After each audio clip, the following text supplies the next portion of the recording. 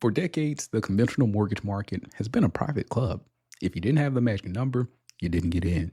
But the bouncer has just quit, and the VIP section is wide open if you know the password.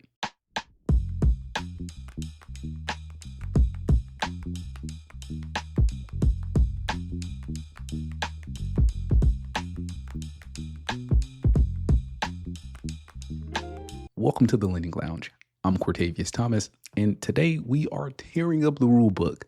The banks have been gaslighting you about credit scores, and the news has been lying to you about housing inventory. Let's get straight to the ugly truth. First up on the cheat sheet, something massive just happened in the dark back rooms of the mortgage world. Fannie Mae, the granddaddy of all mortgages, just updated their brain. It's called Desktop Underwriter. And as of mid-November 2025, they removed the hard credit score requirement. Now, let's be accurate here. We are talking about conventional loans.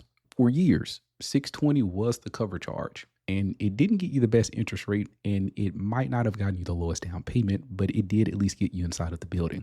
If you had a 619, the computer simply said ineligible. You were locked out of conventional financing entirely. But now, Fannie Mae is saying we don't need a FICO score to judge the risk. This is a massive shift for the credit invisible people, the people who have cash, the people who pay rent religiously but simply don't have enough trade lines to generate a score.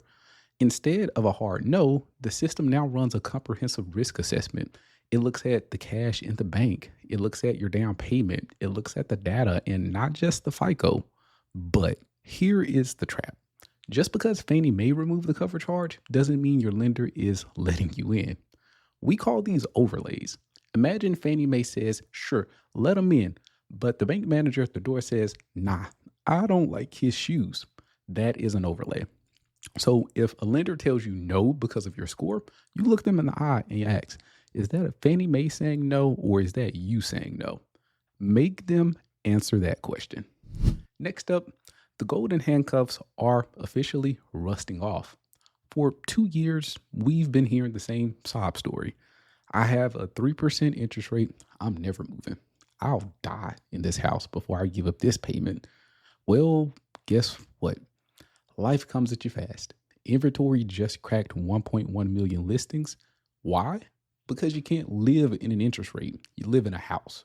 And people are getting divorced. People are having triplets. People are getting transferred to Tulsa. The lock-in effect is dead because life events don't care about the Federal Reserve. This is good news for you. Why? Because the power dynamic is shifting back to the middle. 6 months ago, you had to waive the inspection just to get a call back. You had to offer your firstborn child to get the keys. Now, homes are sitting for 30 days. That means you can negotiate repairs. That means you can ask for more closing costs. That means you can actually think about the house before you buy it. Don't let the headlines scare you. More inventory means more power for the buyer, period.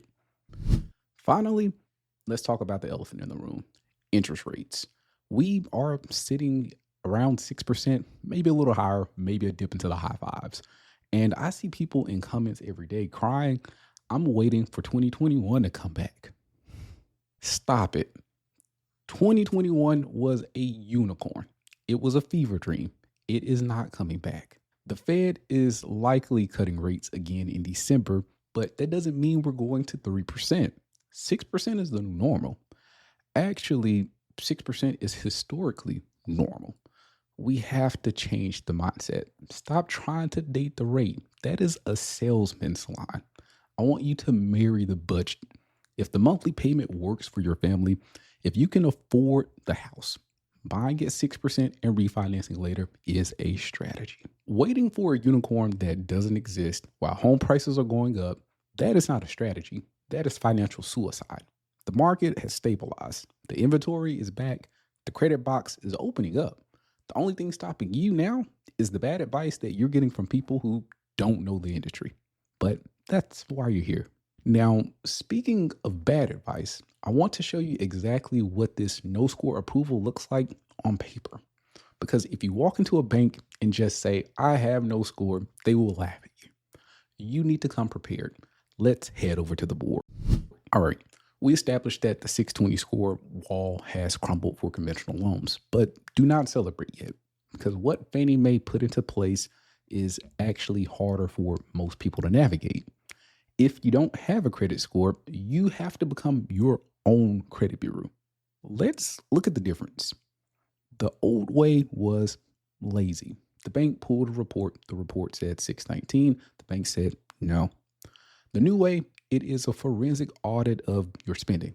If you want this automated approval with no score, you need to show a shadow credit report. And here's exactly what goes into it.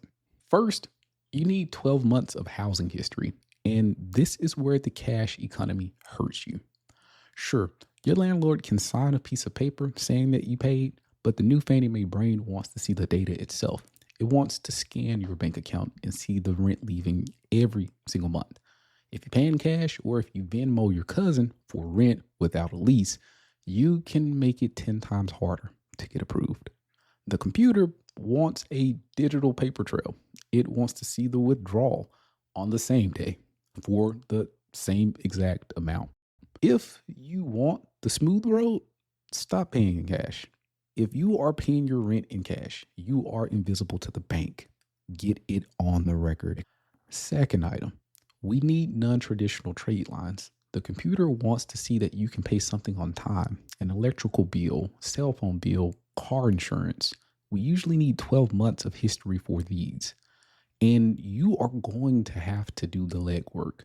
You might have to call the utility company and wait on hold for an hour to get a payment history letter. This is the sweat equity of the no score loan. You have to do the work the credit bureaus usually do for you. And finally, the new heavy hitter, the cash flow assessment. Because you don't have a score, Fannie Mae is going to scan your bank account to see how you manage money. They are going to look for NSFs, non-sufficient funds. If you overdrew your account to buy pizza last month, the computer sees that as a risk factor. If you have a credit score, you can overdraft your account and the mortgage lender might not even see it. But if you have no score, the overdraft is a red flag. It tells the system that you can't manage your cash flow. So here's the ugly truth. Yes, you can get a loan without a score, but you have to live financially perfect for 12 months. Perfect rent, perfect bills, positive cash flow. If you can do that, you are actually a better borrower than the guy with a 640 score who is maxing out his cards and missing payments. The system is finally smart enough to recognize that cash flow matters more than numbers. Just make sure you have the data to prove it. Now, let's take a moment to check on the street pulse. I was on Reddit this morning and I was cruising through the first time homebuyer page.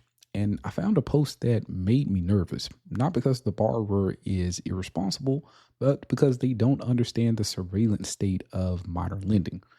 Here is the situation. We have a user asking, why does everyone say don't use credit cards before closing? I use my credit card for points. I pay it off every week. I have a 780 credit score. What is the issue? Look, logically, you are right. If you spend $1,000 on an existing card and pay it off, you have zero debt. But mortgage underwriting isn't based on logic. It is based on snapshots. And you are ignoring a little system we call UDM, Undisclosed Debt Monitoring. Most borrowers think the lender only checks your credit score twice, once at the start and once at the end. That is the old way. Today, UDM is watching you continuously throughout the transaction. It is looking for new inquiries, but it is also looking for balance spikes. Here is the nightmare scenario. You swipe your existing Visa for $3,000 to buy furniture. You plan to pay it off on Friday, but the UDM system takes a snapshot on Wednesday. It sees that your balance jumped from $0 to $3,000. It flags the file. Now, the underwriter has to assume the debt is real. That $3,000 balance creates a new minimum monthly payment. If your debt to income ratio is tight, that extra payment could technically disqualify you. But even if you qualify, you just created a paperwork nightmare. The underwriter has to stop the file. They have to ask for a credit supplement. Then they need proof you paid it off. They need the new statement. And suddenly you are delaying your closing by 48 hours because you wanted $30 worth of airline points. It is not about whether you can pay it. It is about whether you want to deal with the friction. So Here is the Street Pulse playbook. When you are under contract, especially in the final stretch, put that plastic on ice. Use your debit card. Use cash. Don't confuse the UDM system. The bank is bureaucratic. They move slow. And if you spike a balance, you are giving them more reason to ask more questions. Don't trip over pennies to pick up dollars. Freeze the credit cards until you have keys in hand. You can earn points after you move in. All right, that's the show. Let's recap what we learned today. First, Fannie Mae has changed the game. The 620 credit score wall is gone for conventional loans. But remember, you will need to prove your worth with data, rent, utilities, cash flow. Build that paper trail. Second, the market is thawing. Inventory is up. The lock-in effect is dying. You have negotiating power again. Use it. And third, respect the UDM. Big Brother is watching your credit card balances until the moment you sign. Be boring. Boring gets the keys. Excitement gets you a delay. If you want the clips to share with your skeptical spouse or friend, find us on TikTok and Facebook. And hey, if your current loan officer isn't telling you about these no-score options, or if they didn't warn you about credit monitoring, maybe it's time to find a new lounge. I'm Cortavius Thomas.